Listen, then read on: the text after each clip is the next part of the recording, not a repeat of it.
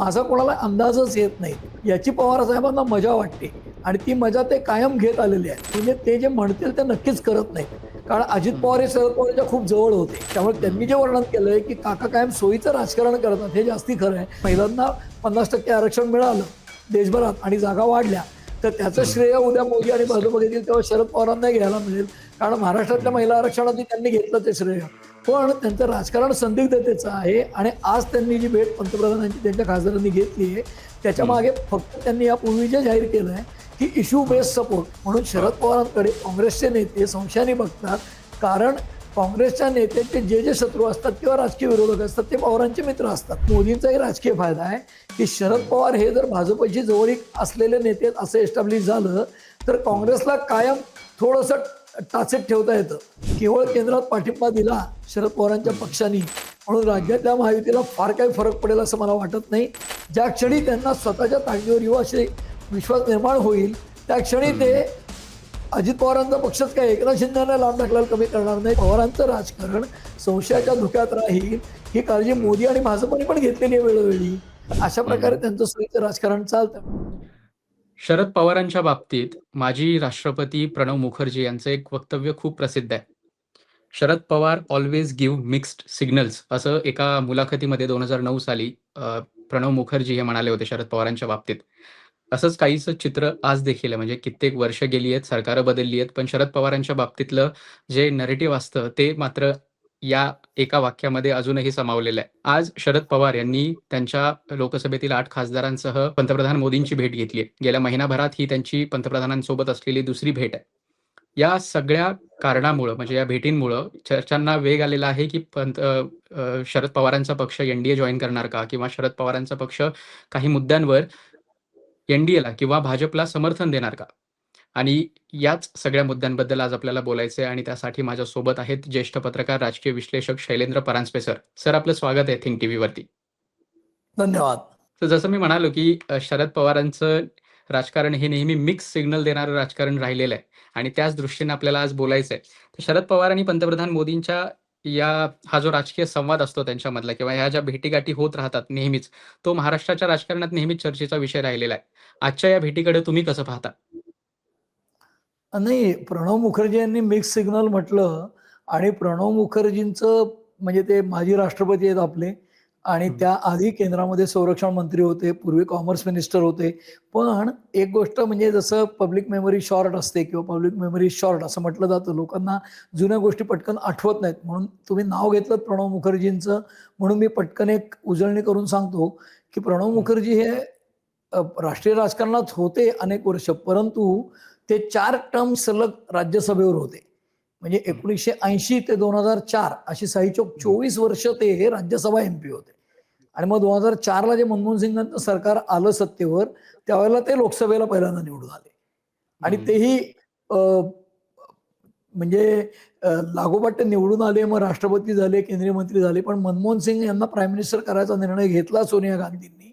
त्यावेळेला प्रणव मुखर्जी रुसून बसले होते 2-3 दिवस, घरातनं बाहेरच पडले नव्हते. शेवटी त्यांना अल्टिमेटम द्यावं लागलं होतं की तुम्ही मंत्रिपद घेताय का बाहेरच ठेवायचं तुम्हाला. तेव्हा त्यांनी रडत खडत मंत्रिपद घेतलं. कारण काय तर मनमोहन सिंगांना आरबीआय गव्हर्नर नेमलं त्यावेळेला मी कॉमर्स मिनिस्टर होतो.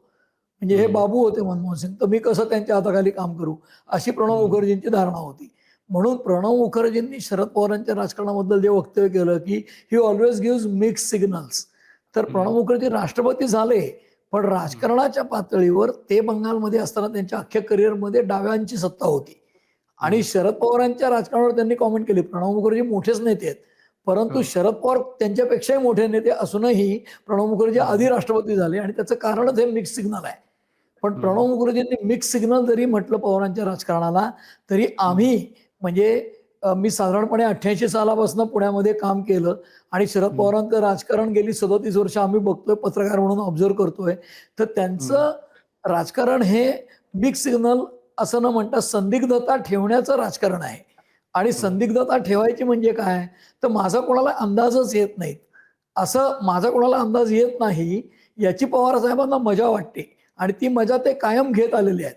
आणि त्यामुळे त्यांचा कोणालाही अंदाज येत नाही म्हणण्यापेक्षा आम्ही लोक कायम त्याचं वर्णन असं करतो की पवार जर आज सोमवार आहेत म्हणाले तर सोमवार सोडून कुठलाही वार असू शकतो, सोमवार नक्की नसतो. असं त्यांच्याबद्दल. म्हणजे ते जे म्हणतील ते नक्कीच करत नाहीत. आणि मग कुठेतरी पुढे ते रावडी राठोड वगैरे अशा सिनेमात जे डायलॉग आला, जो मैं कहता हूं वो करता नहीं किंवा जो मैं करता हूं वगैरे. तर असे जे डायलॉग येतात त्याच्यामागे काही राजकारणाचेही प्रतिबिंब डायरेक्टली इनडायरेक्टली पडताना आपल्याला दिसतात. आणि तसंच शरद पवारांच्या बाबतीत तेच म्हणावंसं वाटतं, जो मैं कहता हूं वो बिलकुल करता नहीं हूं. असं त्यांच्या बाबतीत कायम खरं असतं. आणि आत्ता सुद्धा तुम्ही तुमच्या ओपनिंग रिमार्क्समध्ये जे बोलला आहे, की त्यांनी समजा आज त्यांच्या खासदारांनी आणि पंतप्रधान मोदींची भेट घेतली असेल, तर ते यापूर्वी सुप्रिया सुळेंनी स्पष्ट केलंय. अर्थात सुप्रिया सुळे काही शरद पवारांपेक्षा मोठ्या नाहीत त्यांच्या पक्षात. परंतु त्यांच्या पक्षाचं जे काही आत्तापर्यंतचं दिशा आहे राजकारणाची, त्याच्यामध्ये शरद पवार आपल्या उराशी त्यांचा स्युडो सेक्युलरिझम कवटाळून बसलेले आहेत. आणि त्यामुळे मी धर्मनिरपेक्ष आहे किंवा तथाकथित एकेरी अवतरणातला जातीयवादी नाही, असं त्यांना कायम सांगायचं असतं. त्यांनी पूर्वी RSSवर अर्ध्या चड्डीवाले वगैरे, चड्डीतले वगैरे टीका केल्या. त्यामुळे संघावर टीका केल्या, काही वेळेला संघाचं कौतुक केलं. सावरकरांचं काही वेळेला कौतुक केलं, काही वेळेला टीका केली टोकाची. तर तसं तसं विचारधारेची लढाई असं ते आयुष्यावर म्हणत आले आणि ते तथाकथित पुरोगामी आहेत. पण त्यांनी उद्धव ठाकरेंना मुख्यमंत्री केलं तेव्हा ते पुरोगामी राहतात का? मला माहीत नाही. पण त्यांचं राजकारण संदिग्धतेचं आहे आणि आज त्यांनी जी भेट पंतप्रधानांची त्यांच्या खासदारांनी घेतली आहे, त्याच्या मागे फक्त त्यांनी यापूर्वी जे जाहीर केलंय, की इश्यू बेस्ड सपोर्ट म्हणजे काय? तर 2014 साली देवेंद्र फडणवीस यांनी मुख्यमंत्रीपदाची शपथ घेतली, तेव्हा भारतीय जनता पक्षाकडे 122 आमदार होते. महाराष्ट्रामध्ये 288 आमदार एकूण संख्या आहे आणि 145 मेजॉरिटीला लागतात. तर 122 असताना भाजपने शपथ घेतली, कारण शिवसेना सपोर्ट देईल हा विश्वास होता. शिवसेनेने सपोर्ट द्यायचा नाही असं ठरवलं आणि एकनाथ शिंदे विरोधी पक्षनेते झाले त्यावेळेला. ज्यावेळेला विश्वासदर्शक ठराव झाला 10, 11, 9, 10 नोव्हेंबरला, दुसऱ्या आठवड्यात नोव्हेंबरच्या 2014च्या, त्यावेळेला शरद पवारांच्या पक्षात तेव्हा असलेले प्रफुल्ल पटेल यांनी ट्विट केलं होतं, की वेळ आली तर आम्ही सरकारला बाहेरनं पाठिंबा देऊ. म्हणजे काय? तर देवेंद्र फडणवीस मुख्यमंत्री असलेल्या भारतीय जनता पक्षाच्या सरकारला शरद पवार यांचा राष्ट्रवादी काँग्रेस पक्ष, अजित पवार त्यांच्याबरोबर असताना बाहेरनं पाठिंबा द्यायला तयार होता. आणि त्यांनी ही पण तयारी ठेवली होती, की जर शिवसेना उद्धव ठाकरेंची आणि काँग्रेसनी सभागृहामध्ये खूपच प्रेशर आणून वोट डिव्हिजनची मागणी केली, की विश्वासदर्शक ठराव फडणवीसांना जिंकायचा आहे, तर राष्ट्रवादी काँग्रेसचे त्यावेळेच्या 40चे 40 आमदार कदाचित बाहेर गेले असते सभागृहाच्या, म्हणजे ॲब्स्टेन राहिले असते. आणि मग महाराष्ट्राच्या असेंब्लीची स्ट्रेंथ 288 वरनं 248ला येते. त्यात 124चीच मेजॉरिटी लागते आणि 122 तर भाजपचे होते. तर अशा तऱ्हेने शिवसेनेला ब्लॅकमेल केलं गेलं होतं पवारांकडनं, बाहेरनं सपोर्ट भाजपला देऊन. मग तेव्हा शरद पवार हे सेक्युलर होते का? तर हा प्रश्न येतो ना. म्हणून त्यांचं राजकारण, त्यांच्या पुतणे अजित पवार यांनी पक्ष सोडल्यावर जे टीका केली, की शरद पवार कायम आपल्या सोयीचं राजकारण करतात, ते त्यांच्या बाबतीत जास्त वास्तव असावं प्रणव मुखर्जी म्हणतात त्यापेक्षा. कारण अजित पवार हे शरद पवारच्या खूप जवळ होते. त्यामुळे त्यांनी जे वर्णन केलंय, की काका कायम सोयीचं राजकारण करतात, हे जास्ती खरं आहे. तसं आत्ता त्यांची सोय अशी आहे, की आत्ता सत्तेच्या जवळ जाऊन संदिग्धता ठेवायची आणि देशाच्या भल्यासाठी मी डिलिमिटेशन बिलला किंवा महिला आरक्षण बिलाला पाठिंबा देतोय. कारण असं की लोकसभेत बिल पारित झालं, संसदेत एकूण पारित झालं, राज्यसभा होऊन त्याचा नियम झाला आणि ते प्रत्यक्षात आलं आणि महिलांना 50% आरक्षण मिळालं देशभरात आणि जागा वाढल्या. तर त्याचं श्रेय उद्या मोदी आणि भाजप घेतील तेव्हा शरद पवारांना घ्यायला मिळेल. कारण महाराष्ट्रातल्या महिला आरक्षणाची त्यांनी घेतलं ते श्रेय. वास्तविक राजीव गांधींनी महिला आरक्षण आणलं, त्याची कॉपी कट पेस्ट महाराष्ट्रात केलं गेलं. पण आजही महाराष्ट्रात त्यांनी आणलं, हे त्यांनी एस्टॅब्लिश केलंय. तर अशा प्रकारे त्यांचं सोयीचं राजकारण चालतं आणि त्याचाच एक भाग म्हणून आज पंतप्रधानांची भेट घेतलीये. ते इश्यू बेस्ड सपोर्ट करतील एनडीएला त्या दोन्ही बिलांना. परंतु एनडीएमध्ये जातील असं मला बिलकुल वाटत नाहीत किंवा शरद पवार स्वतः हयात असेपर्यंत ते भाजपच्या सत्तेच्या राजकारणात जाणार नाहीत प्रत्यक्ष. सत्तेबरोबर राहतील. जसं वाजपेयींच्या काळात पंतप्रधान वाजपेयी असताना भूकंपाच्या समितीचं काम त्यांनी घेतलं. ते विरोधी पक्षात होते. पण भूकंप ही राष्ट्रीय आपत्ती आहे आणि त्याच्यासाठी त्यांना लाल दिव्याची गाडी दिली होती.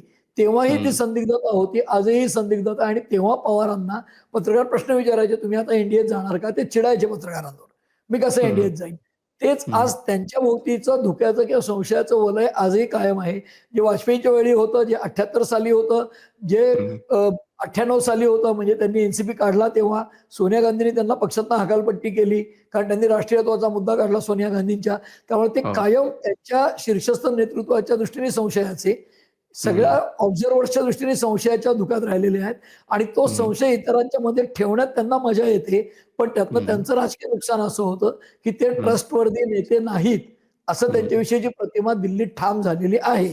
पवारांच्यावर कोणीही विश्वास ठेवू शकत नाही, ही त्यांची प्रतिमा झाली आहे आणि मला वाटतं त्या त्यांच्या अवगुणाच्या ते प्रेमात आहेत, की जो आपला गुण म्हणून ते बरोबर. जोपासतात, की माझा हं, कोणालाही अंदाज येत नाही. आणि हं, त्या गुणाचाच एक भाग आणि त्यांच्या राजकारणाचा एक हं, भाग म्हणून हं. आजची ही भेट आहे असं मला वाटतं. बरोबर. पण सर जर शरद पवारांना किंवा त्यांच्या एन-सी-पी, पक्षाला भाजपसोबत किंवा एन सोबत जायचं नसेल, तर मग मोदींसोबतचा हा सततचा राजकीय संवाद ठेवण्याची गरज का वाटते? नाही, राजकीय संबंध हे बघा, अटल बिहारी हं, वाजपेयी परराष्ट्र मंत्री होते, जनता हं, सरकारच्या काळात 77 साली. तेव्हा 2 देशातले संबंध सुधारल्याचं लोकं सांगतात कायम. म्हणजे आम्ही लहान होतो खूप, मी 11 वर्षाचा होतो तेव्हा. परंतु वृत्तपत्रात सगळीकडे जुनं काही वाचलं, तर भारत-पाक संबंध अटल बिहारी वाजपेयी परराष्ट्र मंत्री असताना खूप चांगले होते. तर अनेकदा इंटरनॅशनल लेव्हलला तसंच राष्ट्रीय पातळीवर वेगवेगळ्या पक्षांच्या नेत्यांमध्ये आपल्याकडे काही वैयक्तिक शत्रुत्वाची भावना नसते. अलीकडे आपण जे बघतो, की राहुल गांधी हं, यांना मी माझ्या मोटारीचा ड्रायव्हर म्हणूनही ठेवणार नाही, असं मोदी म्हणाले होते 4च्या कॅम्पेनमध्ये. तर तशा हं, प्रकारचं हेट्रेड वैयक्तिक पूर्वी कधीच नव्हतं राजकारणात. अलीकडे ते वाढलं असं म्हणतात, पण ते त्याचं कारण मी भारतीय जनता हं, पक्षाला दोष देत नाही. पूर्वी काँग्रेसला कॉम्पिटिशनच नव्हती कुठली. आज कटथ्रोट हं, कॉम्पिटिशन आहे, सगळी क्षेत्र स्पर्धात्मक होत आहेत. म्हणून त्या बरोबर. प्रकारचा कदाचित विद्वेष किंवा पर्सनल अटॅक्स होत असतील. परंतु हं, आज शरद पवारांना मोदींच्या जवळ जायची काही गरज आहे असं नाही आहे. ज्यावेळेला हं, मोदी गुजरातचे प्रधान होते मुख्यमंत्री होते आणि शरद हं, पवार केंद्रात 2004 ते 14 कृषी मंत्री होते. त्या हं, काळामध्ये भारतीय जनता पक्षाचे मुख्यमंत्री असूनही आणि सोनिया गांधींच्या युपीएच्या त्या नेत्या होत्या. मनमोहन सिंगांचं सरकार होतं. तरीही शरद पवारांनी नरेंद्र मोदींना ज्यावेळेला शक्य आहे त्यावेळेला कृषी मंत्री म्हणून मदत केली असा इतिहास सांगतो. आता ते हं, त्यांनी का केली? तर जे लोकं शीर्षस्थ केंद्रीय काँग्रेसच्या नेतृत्वाचे नेते आहेत, नेतृत्व आहे, हं, त्यांना विरोध करणारे लोक आहेत ते आपले मित्र असावेत, हे शरद पवारांनी त्यांच्या राजकारणाचा हॉलमार्क ठेवलाय, की जे हं, अनेकांच्या लक्षात येत नाही. म्हणजे पूर्वीच्या काळी इंदिरा गांधींच्या विरोधात के. करुणाकरन नावाचे केरळमधले नेते होते. तर के. हां, करुणाकरन हे शरद पवारांचे मित्र होते. जसं हं, इंदिरा गांधींच्या विरोधात एस. बंगारप्पा कर्नाटकचे होते. तर एस. हं, बंगारप्पा हे पवारांचे मित्र होते. म्हणजे ते जनता दलाचे होते. पण इंदिरा गांधींचे शत्रू आहेत तर आपले मित्र असले पाहिजेत. तर या पद्धतीने त्यांचं राजकारण होतं कायम आणि हं, त्यामुळेच यशवंतरावांचे चेले असल्यामुळेच इंदिरा गांधींच्या दृष्टीने ते कसे संशयाच्या भोवऱ्यात गेले, हा इतिहास आहे आणि म्हणूनच कायम केंद्रीय काँग्रेसच्या नेतृत्वाच्या दृष्टीने शरद पवारांकडे बघतानाची दृष्टी ही संशयाची राहिली. म्हणजे ज्यावेळेला हं, उद्धव ठाकरेंना मुख्यमंत्री करायचं होतं, त्यावेळेला देखील सोनिया गांधींनी महाराष्ट्रातल्या काँग्रेसच्या नेत्यांना दिल्लीत भेटीला आल्यावर विचारलं होतं, की उद्धव ठाकरेंशी चर्चा कुणी केली काँग्रेसच्या वतीने? शरद हं, पवारांनी आपल्या वतीने चर्चा केली आणि आपण विश्वास कसा ठेवायचा? म्हणून हं, त्यांनी आमदारांची मतं जाणून घेतली होती. हा इतिहास हं, काँग्रेसमधल्या राज्यातल्या नेत्यांना माहिती आहे चांगल्यापैकी. म्हणून शरद हो, पवारांकडे काँग्रेसचे नेते संशयाने बघतात. कारण काँग्रेसच्या नेत्यांचे जे शत्रू असतात किंवा राजकीय विरोधक असतात ते पवारांचे मित्र असतात आणि म्हणून हं, मोदींशी संबंध ठेवण्याची त्यांना गरज आहे असं नाही आहे. हं, मोदींनी देखील 2014 पासून हे प्रयत्नपूर्वक केलंय. त्याचं हं, कारण असं, की मोदींचाही राजकीय फायदा आहे, की शरद हं, पवार हे जर भाजपची जवळीक असलेले नेते आहेत असं एस्टॅब्लिश झालं, तर हं, काँग्रेसला कायम थोडंसं टाचेत ठेवता येतं. म्हणजे जसं हं, शरद पवारांनी बाहेरनं पाठिंबा देऊ असं ट्विट केलं एन-सी-पीनी, हं, प्रफुल्ल पटेलांनी 14 साली. त्यावेळेला हं, शिवसेना लगेच लाईनमध्ये आली. म्हणजे टू फॉल इन लाईन म्हणतात इंग्रजीमध्ये. बरोबर. म्हणजे हो. काय? तर जी सत्तेबाहेर राहिलेली शिवसेना होती, एकनाथ शिंदे विरोधी पक्षनेते होते 14 साली, ते 35 दिवसांनी सत्तेत आले. कारण त्यांना भीती हं, वाटायला लागली, आपण नाही दिला पाठिंबा तर एन-सी-पी सत्तेत जाईल का काय? आणि तीच गोष्ट मग पंतप्रधान झाल्या नरेंद्र मोदी 14 साली पंतप्रधान झाले आणि 15च्या व्हॅलेंटाईन डेला ते बारामतीला गेले. शरद हं, पवारांची फ्रेंडशिप दाखवायला जगाला होतीच, पण जगाला हं, दाखवली व्हॅलेंटाईन डेच्या दिवशी. व्हॅलेंटाईन डे हे काही मोदींचं प्रतीक नाही आहे. पण ते गेले हं, कारण ते पवार सेक्युलर आहेत ना शेवटी. त्यामुळे हं, पवार हे माझ्या जवळचे आहेत असं दाखवणं किंवा मोदींचं जे जगप्रसिद्ध विधान आहे, म्हणजे जगात किती हं, बघतात मोदींना माहीत नाही, पण किमान भारतात नक्की प्रसिद्ध आहे, की मी शरद पवारांचं बोट धरून राजकारणात आलोय किंवा शिकलोय. हो. तर हे विधान हं, काही खरं नव्हतं याचा खुलासा पवार वर्षभर करत होते पुढे. तर हा फरक हं, असतो आणि म्हणून पवारांचं चारित्र्य किंवा पवारांची राजकीय पार्श्वभूमी किंवा पवारांचं राजकारण हं, संशयाच्या धुक्यात राहील, ही काळजी हं, मोदी आणि भाजपने पण घेतलेली आहे वेळोवेळी. आणि तसं हम्म. करणं त्यांच्या फायद्याचं आहे. आणि मोदींच्या जवळ जाणं, असं बिलाला फायदा देणं, बिलाला पाठिंबा देणं, हे पवारांच्या पक्षाच्या फायद्याचं आहे उद्या. कारण डिलिमिटेशन झाल्यावर आपल्या सोयीने मतदारसंघ तर वाचवता येतील आपले किमान. आणि दुसरं म्हणजे महिला आरक्षण झालं आणि महिलांची संख्या वाढली, तर त्याचं श्रेय देखील प्रचारात घेता येईल उद्या. हे दोन्ही फायदे असल्यामुळे ते इश्यू बेस्ड सपोर्ट म्हणून ह्या सरकारला देतील पाठिंबा आणि मोदींच्या जवळ गेल्याचं चित्रही निर्माण होईल. त्याने कारण आज बघा लोकसभेमध्ये राहुल गांधी विरोधी पक्ष नेते आहेत. म्हणजे निःसंशय ते मोठे नेते आहेत. सुप्रिया सुळे या बारामतीच्या खासदार आहेत. म्हणजे त्या काही राहुल गांधींपेक्षा मोठ्या नाहीत. पण त्या त्यांच्या तोडीच्यात कधी होईल जर ते मोदींचे सहकारी राहिले, मोदींच्या बरोबर राहिले, तर आपोआप ते संशयाने बघतील आणि किमान त्यांच्या पंखाखाली नाहीत हे सिद्ध होईल. तर अशा अनेक गोष्टी केल्या जातात राजकारणात. त्याचाच एक भाग म्हणून ही आजची भेट आहे आणि मोदींच्या जवळ राहणं त्यांना गरजेचं नाही आहे. पण त्याचे राजकीय फायदे उठवण्याचा ते प्रयत्न करतील. त्यासाठी ही स्ट्रॅटेजी आहे. सर, शरद पवारांचा पक्ष महाराष्ट्रामध्ये एमव्हीएचा भाग आहे. राष्ट्रीय पातळीवर तो इंडिया ब्लॉकचा भाग आहे. पण अशा पद्धतीने शरद पवार जेव्हा मोदींची भेट घेतात किंवा एनडीएकडे ते जातील अशा चर्चा वारंवार होतात, तेव्हा एमव्हीएसाठी किंवा इंडिया ब्लॉकसाठी हे राजकीयदृष्ट्या किंवा नैतिकदृष्ट्या सुद्धा एक मॉरल डाऊन करणारी गोष्ट नाहीये का? त्यांचा या भेटीमागचा त्या सगळ्या गोष्टींचा परिणाम इंडिया आघाडीवर किंवा मग एमव्हीएवर कशा पद्धतीने होताना दिसतो? नाही, 2 गोष्टी अशा आहेत, की इंडिया आघाडीवर परिणाम होतो का? 100% होतो. त्याचं कारण असं, की इंग्रजीतलं जे वचन आहे आणि त्याचा मराठी अनुवादही सांगतो मी तुम्हाला, की नथिंग सक्सीड्स सक्सेस आणि success. Defeat is followed by blames. तसं कुठलेही यश जे असतं ना, त्याच्या अनेक बाब असतात आणि अपयशाला कोणी वाली नसतो. त्यामुळे तुमचा पराभव झाला, की तुमच्या अनेक चुका होतात, तुमच्यात मतभेद व्हायला लागतात आणि विजय झाला, की सगळं कसं छान आहे, सगळं कसं मस्त झालं असं आपण म्हणतो. तसं ज्यावेळेला सरकारला बिलासाठी पाठिंबा गोळा करायचा लोकांचा आणि त्यात जर इंडिया आघाडीतला शरद पवारांच्या पक्षासारख्या नेता असलेल्या पक्षाचे खासदार आपल्याला पाठिंबा देणार असतील, तर तो इंडियाचा विजय असेल एक प्रकारे राजकीय सुद्धा. मग इंडिया आघाडीमध्ये त्याने कुरबुर होईल. मग पवारांकडे संशयाने पाहिलं जाईल. त्यांच्या निष्ठेविषयी शंका निर्माण केल्या जातील. काही विधानही केली जातील जाहीरपणे. इंडिया आघाडीतल्या काही घटकांकडनं. अर्थात राहुल गांधी, सोनिया गांधी लगेच बोलणार नाहीत. पण मधल्या लेवलचे नेते टीका करतील. इतर काही घटक पक्षातल्या टीका करतील इंडिया आघाडीतल्या आणि इकडे एनडीए मधले काही लोक ज्युबिलियंट होतील किंवा वा कसा आम्हाला सपोर्ट मिळाला. पण शरद पवार त्यावेळेला स्पष्ट करतील की माझी राजकारणाची भूमिका गेली 60-65 वर्षाची धर्मनिरपेक्षच आहे. मी काही जातीवादी शक्तींबरोबर जात नाही. पण इथे देशाचा प्रश्न आहे. त्यामुळे मी हा पाठिंबा दिलेला आहे कारण देशाचं हित सगळ्यात मोठं असं वगैरे ते म्हणतील. त्यामुळे राष्ट्रहिताचा मुलामा देऊन ते मोदींच्या बरोबर जातील. अर्थात इंडिया आघाडीला परिणाम होईल. त्यांच्यातल्या कुरबुरी वाढतील आणि उद्या शरद पवारांसारखा पक्ष पाठिंबा देतो म्हणून इंडिया आघाडीतल्या घटक पक्षातल्या कोणी जर तसा विचार केला तर प्रॉब्लेम येईल. तामिळनाडूमध्ये तिथल्या मुख्यमंत्र्यांनी राजकीय चाल चांगली केलेली आहे. त्यांनी कठोर विरोध केल्यामुळे आता द्रमुकचीही पंचायत झाली आहे. अण्णा द्रमुक यांची पंचायत झाल्यामुळे आता म्हणजे तिथलं राजकारण वेगळं हे घेतंय कारण तिथे राजकीय मुरब्बीपणे पावलं खेळली जातात. तसं एनडीएमध्ये ज्युबिलंट वातावरण होईल कारण आणखीन एक घटक पक्षाने आम्हाला पाठिंबा दिला इंडिया आघाडीतल्या. या पलीकडे काय नाही. पण त्यांनी एनडीएमध्ये पवार येतील असं मला बिलकुल वाटत नाही. सुप्रिया सुळेंची जी प्रेस कॉन्फरन्स होती, तेव्हा ते सांगत होते, की संसदेमध्ये चर्चा होत नाहीये, तिथे संवाद होत नाहीये. त्यामुळे मग आम्ही सगळे खासदार आणि शरद पवार साहेब मोदींना भेटतोय. मग एक प्रकारे हे इंडिया ब्लॉकमध्ये सुद्धा असलेली फूट दिसते का? की इंडिया ब्लॉकने ठरवलेलं आहे किंवा राहुल गांधींनी ठरवलंय, की जोपर्यंत अमित शहा संसदेत येणार नाहीत, तोपर्यंत संसद चालू देणार नाही. आणि दुसऱ्या बाजूला मग व्यक्तिगतपणे एक वेळ घेऊन खासदार भेटतात. मग ही इंडिया आघाडीमध्ये सुद्धा एक प्रकारची फूट दिसते का? किंवा मग इंडिया आघाडीतले घटक पक्ष काही वेगळा विचार करतायत चर्चा होऊ देण्यासाठी आणि राहुल गांधी काँग्रेस वेगळा विचार करते, हेही तिथून दिसून येतं का? हे बघा साधी गोष्ट अशी आहे की एनडीए एकत्र आहे का तर आहे, सरकारमध्ये आहे. इंडिया आघाडी नावाचा किंवा इंडिया आघाडी नावाचा जो विरोधी ब्लॉक आहे त्याच्यामध्ये कोण कोण आहे? त्याच्यामध्ये मुख्यत्वे काँग्रेस आहे कारण राहुल गांधी विरोधी पक्ष नेतात, सगळ्यात मोठा तो पक्ष आहे. मग त्याच्यामध्ये डावे पक्ष आहेत, इतर छोटे छोटे पक्ष आहे, ममता बॅनर्जींचा पक्ष आहे.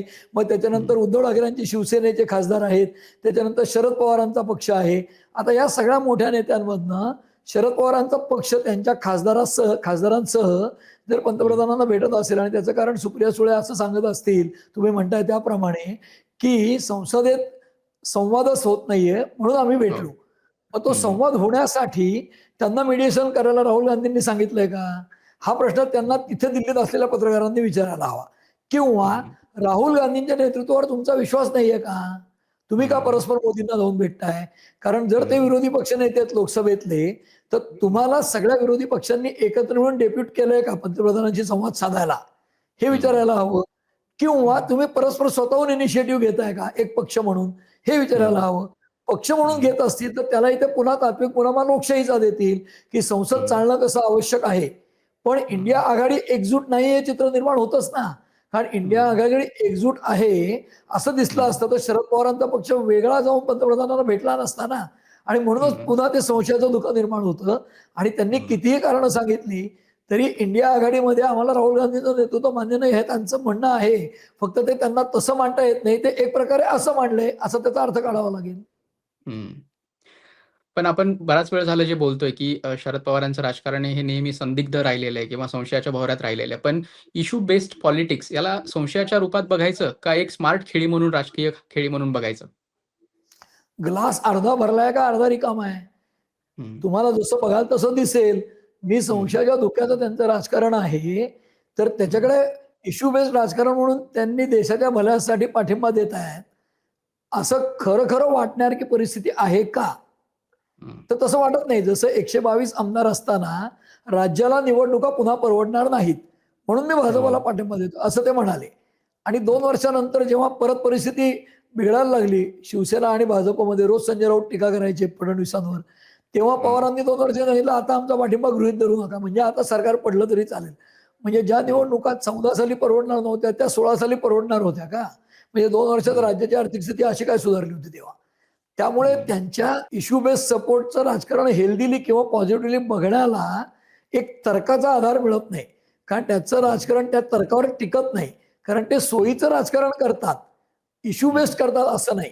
म्हणजे इश्यू हं, बेस्डच जर असेल, तर शेतकऱ्यांचे कायदे सरकारला मागे घ्यावे लागले आंदोलनामुळे शेतकऱ्यांच्या. त्यावेळेला हो, त्यांनी ओपनली जाऊन शरद पवारांनी आत्ता जसा सपोर्ट केलाय सरकारला किंवा हं, करायची भाषा चालली आहे इश्यू बेस्ड, हं, तशी हं, शेतकऱ्यांच्या कायद्याला सपोर्ट नाही केला त्यांनी. त्याचं कारण काय?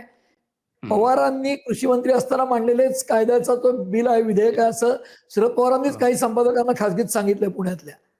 हं, म्हणजे डिक्टो ड्राफ्ट तसा होता मोदींनी आणलेल्या हं, बिलाचा. तरीही हं, आंदोलन चिघळलं आणि ते कायदे मागे घ्यायला लागले. स्वतः शरद हं, पवारांनी हे ऑफ द रेकॉर्ड सांगितलंय लोकांना पुण्यातल्या. ते लोकं हो, आम्हाला सांगतात, की आम्हाला ऑफ द रेकॉर्ड नाही सांगितलेलं. पण ती माहिती हं, आमच्यापर्यंत अशी आली आहे, की शरद पवारांचं जे बिल होतं, हं, तेच बिल मोदींनी आणलं होतं शेती कायद्यातल्या सुधारणा. मग त्याला हं, पवारांनी पाठिंबा का नाही दिला? जर देशी आणि हं, इश्यू बेस आहे तर? हा प्रश्न हं, येतो ना. म्हणून हं, त्याच्याकडे पॉझिटिव्हली बघतायत. नाही त्यांच्या आत्ताच्या इश्यू बेस सपोर्टकडे. फक्त हं, राजकारणाचा भाग, संदिग्धतेच्या राजकारणाचा भाग आणि हं, ट्रस्टवर्दी नसल्याच्या राजकारणाचा भाग म्हणून त्यामुळे बघावं लागतं. हं. शरद पवारांची ही जी भेट आहे त्याचा एम-व्ही-एमधील घटक पक्ष म्हणजे काँग्रेस किंवा उद्धव ठाकरेंची शिवसेना यांच्यावर कशा पद्धतीने परिणाम होतो याबद्दल आपण बोललोच आहे. पण शरद पवारांच्या या भेटीकडं महायुतीमधले जे घटक पक्ष आहेत, शिंदेची शिवसेना किंवा अजित पवारांची राष्ट्रवादी यांच्यावर सुद्धा एक प्रकारचा बार्गेनिंग पॉवर म्हणून किंवा त्यांच्यावर दबाव ठेवण्यासाठी सुद्धा या भेटीकडे बघायचं का? मला तसं वाटत नाही. त्याचं कारण असं, की हं, महाराष्ट्रामध्ये एकनाथ शिंदे यांची शिवसेना, हं, सुनेत्रा पवारांचा राष्ट्रवादी काँग्रेस आणि हं, भारतीय जनता पक्ष सत्तेवर आहे. आणि हं, शरद पवार मोदींना भेटले किंवा सुप्रिया सुळे मोदींना भेटल्या किंवा त्यांनी हं, वरच्या बिलाला पाठिंबा दिला. म्हणून त्या हं, बदल्यात त्यांच्या पक्षाला इथे सत्तेत घेतील का?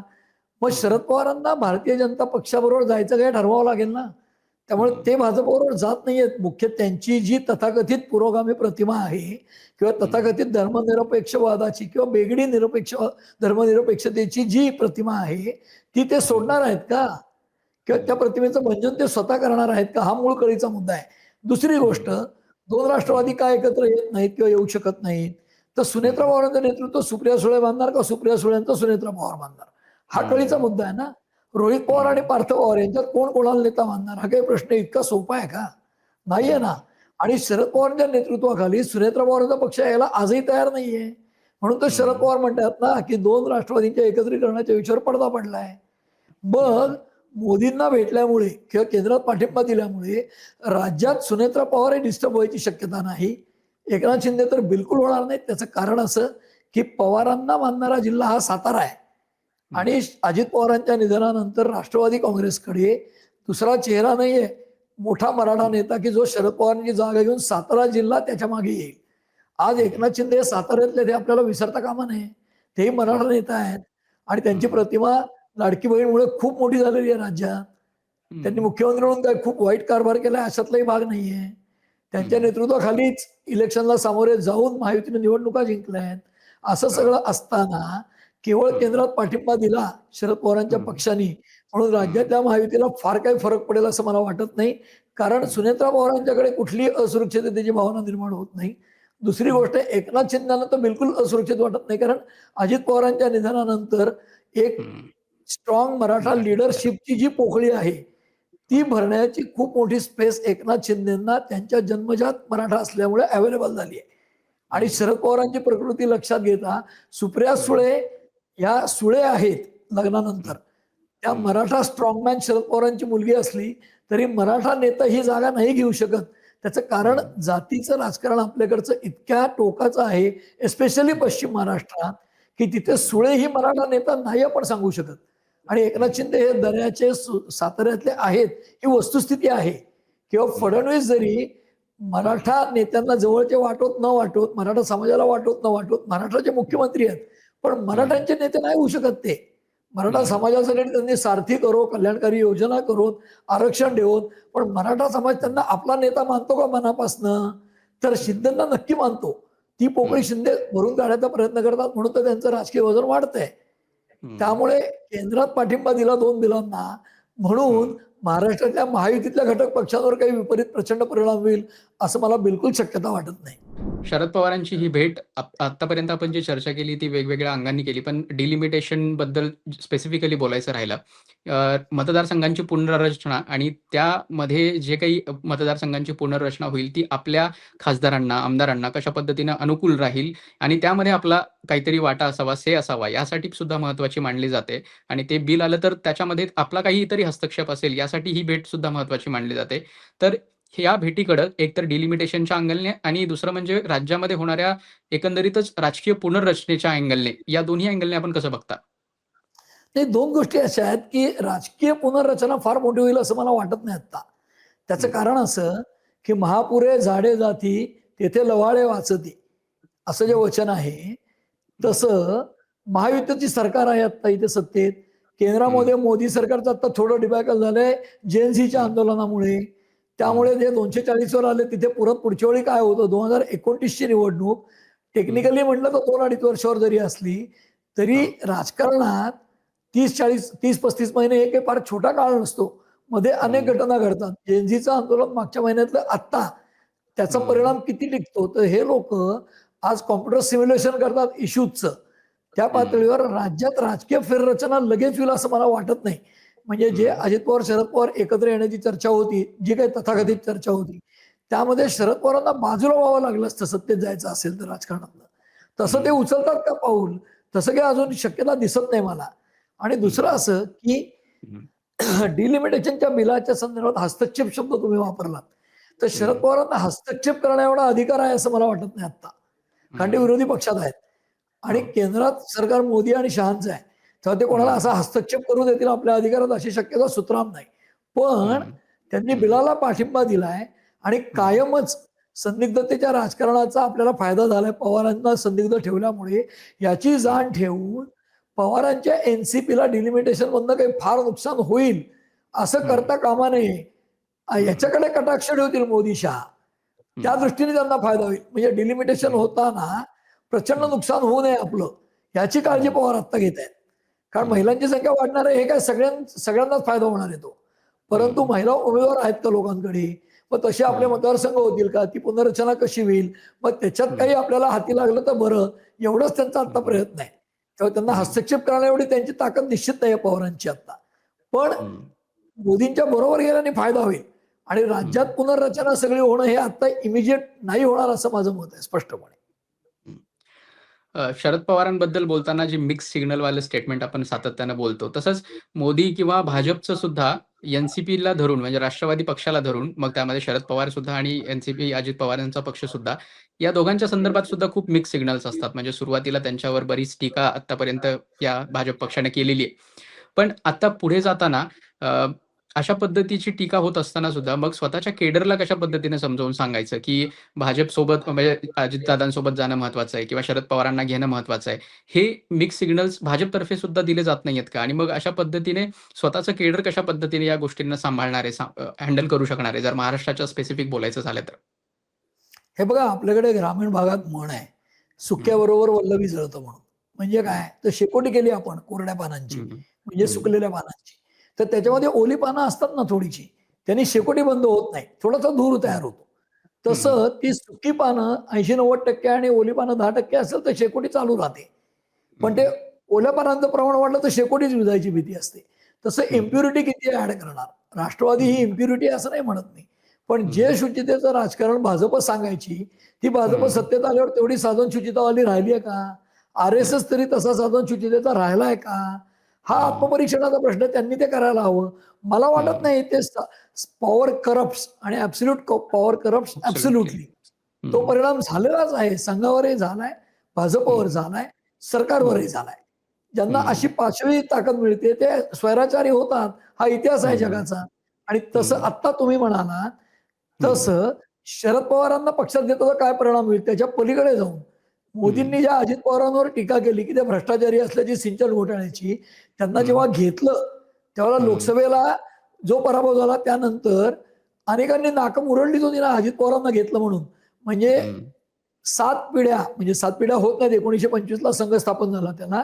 हं, 7-8 हं, पिढ्या असं नाही होत. पण 25 पासनं जे आर-एस-एसचे कट्टर फॅमिलीज आहेत, की जे नक्की हं, भाजपला मत द्यायला पाहिजे असे लोक, त्यांच्या घरात हं, लोकं शंका उपस्थित करतातच आहेत ना, की अजित पवारांना हं, घेतलं हे आम्हाला पटलं नाही.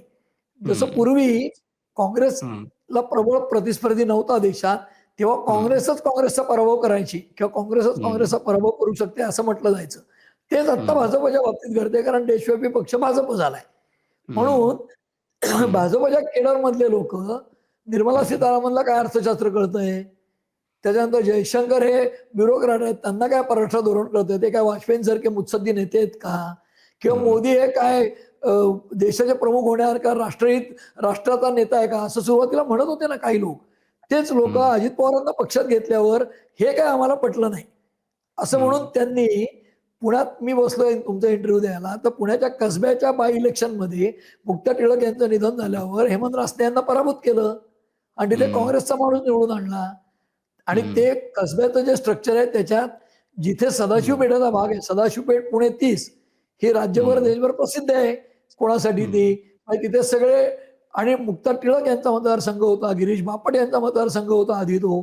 त्या हं, हं, मतदारसंघात तिथला वॉर्ड क्रमांक 15 किंवा जिथे मोठ्या संख्येने भाजपचे पाठीराखे संघाच्या फॅमिलीज आहेत, तिथे हं, त्यांचा उमेदवार पराभूत झाला बाय इलेक्शनमध्ये. एकनाथ शिंदे मुख्यमंत्री असताना तळ ठोकून होते पुण्यात आणि हां, अगदी अर्थपूर्ण निवडणूक केली त्यांनी. तरी सुद्धा हारला भाजपचा हं, उमेदवार. कशामुळे? हं, तर अजित पवार घेतले हे आम्हाला पटलं नाही. असं सगळे हं, म्हणत होते तेव्हा. मग त्यांना हे त्यांच्या गळ्यात उतरवण्यात देवेंद्र फडणवीसांसह अनेकांना प्रयत्न करावे लागले, की हा हं, राजकारणाचा भाग म्हणून अजित पवारांना घेतलंय आणि आज सुद्धा 2 राष्ट्रवादी आणि 2 शिवसेना राज्यात राहणं, ते एकत्र हं, न येणं ही भाजपची हं, गरज आहे. कारण भाजप हं, आपल्या ताकदीवर 145 आमदार निवडून आणू शकत नाही. हं, म्हणून त्यांची आज राजकीय अपरिहार्यता म्हणूनच अजित पवारांच्या पक्षाला बरोबर घेतलंय. ज्या क्षणी हं, त्यांना स्वतःच्या ताकदीवर येऊ असे विश्वास निर्माण होईल, त्या क्षणी ते हं, अजित पवारांचा पक्षच काय एकनाथ शिंदेना लांब ढकलायला कमी करणार नाही. ते इतिहासात सिद्ध झालंय ना. म्हणजे हं, ज्या राज्यात त्यांनी अलायन्स पार्टनरच्या बरोबर सत्ता केली, तिथे हं, आपण स्वतःच्या ताकदीवर उभे राहिल्यावर त्या अलायन्स पार्टनरला फेकून दिलं ना. हं, हे काही आज नाही घडलेलं आणि हा कुठल्याही हं, राजकीय पक्षाचा प्रवास असेल असं मला वाटतं. काँग्रेस असो, हं, भाजप असो. आज भाजप आहे हं, इतकाच प्रश्न आहे चर्चेत. हं. सर मुलाखतीच्या शेवटाकडे येताना शरद पवार आणि मोदींची आजची भेट याकडे तुम्ही कशा पद्धतीने बघाल? ही राजकीय म्हणजे महाराष्ट्राच्या किंवा देशाच्या राजकारणात एका नवीन प्रकारच्या राजकारणाची सुरुवात म्हणून बघायचं का एक फक्त नॉर्मल भेट म्हणून बघितली जाईल? नाही, नाही भेटी होतात. त्यांच्या भेटीतनं संदिग्धता निर्माण होणार हे शरद पवारांना 100% माहिती आहे. हं, दुसरीकडे पार्लमेंटमध्ये जो स्टेलमेट आहे किंवा एक हं, पेच प्रसंग आहे, हाऊस काम करत नाही, संसद कामच करत नाही, हे बरोबर नाही. म्हणून मी हं, भेटलो. अशी अतिशय परिपक्वतेची भूमिका ते मांडू शकतात. जगाला सांगू हं, शकतात. आज काय हं, चर्चा झाली हे पवार किंवा मोदी जगाला सांगेपर्यंत कळणार नाही. पण त्यांचं संदिग्धतेचं राजकारण आहे आणि जर हं, विरोधी पक्षनेता लोकसभेचे राहुल गांधी असतील, तर त्यांच्यात हं, आणि मोदींच्यात संवाद होणं शक्य नाही म्हणून मी तो केला. जसं अभिजित बिचके यांचं हं. आंदोलन संपल्यानंतर पवारांनी लगेच दुसऱ्या दिवशी डिक्की. प्रेसला बोलावून सांगितलं, की मी हां. मोदींना भेटलो आणि सांगितलं होतं आणि माझा सल्ला त्यांनी ऐकलाय. किंवा हं, बिचकेंना मी समजावून सांगितलं होतं. म्हणजे थोडक्यात हा हं, पेचप्रसंग सोडवायला त्यांनी जशी मदत केली, हं, तसं मी थोडक्यात हा या असे प्रसंग सोडवणारी महत्वाची कडी आहे असं त्यांना एस्टॅब्लिश करायचं असेल त्या दृष्टीने त्याच्याकडे बघायला लागेल त्यांचं राजकारण म्हणून. पण त्यांच्या राजकारणाचे परिणाम काय होणार हे आपण आधी चर्चा केली आहे. त्यामुळे शरद पवारांच्या राजकारणाचा भाग म्हणून त्याच्याकडे पाहायचं तर त्यांचं राजकारण जसं 60 वर्ष चालू आहे त्याचाच एक पुढचा टप्पा म्हणून आजच्या भेटीकडे बघायला हवं इतकंच आता म्हणता येईल. सर आपले खूप खूप आभार. शरद पवार आणि मोदींच्या या भेटीबद्दल, त्या गोष्टींबद्दल अनेक पैलू आपण उघडून सांगितलेत. अशाच प्रकारची चर्चा पुन्हा इतर विषयांवर नक्की करायला आवडेल, पण आज इथेच थांबूयात. धन्यवाद. थँक्यू.